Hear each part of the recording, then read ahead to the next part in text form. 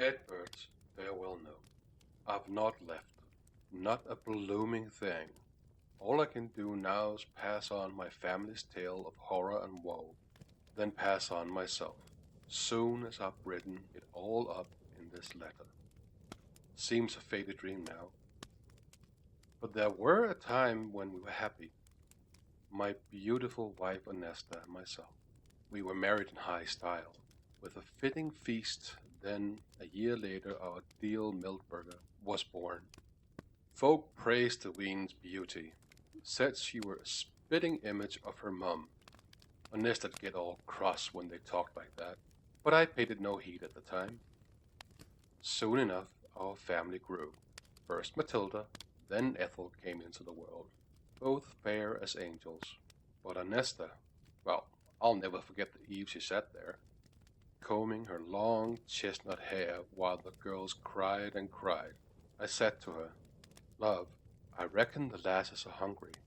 That's when she lashed out at me for the first time, said that no right to be hungry, that stolen her beauty and her youth.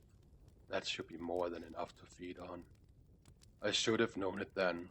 I should have guessed madness had burrowed into my love's head, and every compliment paid to her lass's beauty made it burrow even deeper. Year by year, the young ones grew taller and more lovely. But time's not so kind to the old, and Onesta weren't spared his cruelty, which took her skin's spring and the sheen of youth. One night I was awoken by a startling moon which lit all of the world in an eerie glow. I looked around the hut and saw it was empty. I ran out the door and followed a set of barefoot prints leading to the cemetery by the chapel. Seeing that, my heart jumped into my throat. I found them all three, lying around the fountain.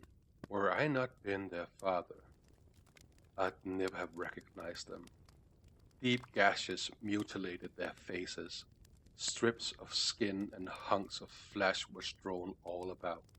As I stood beholding this butchery, I had the feeling someone was watching me, and I weren't mistaken. Onesta stood there on a stool by a lone tree.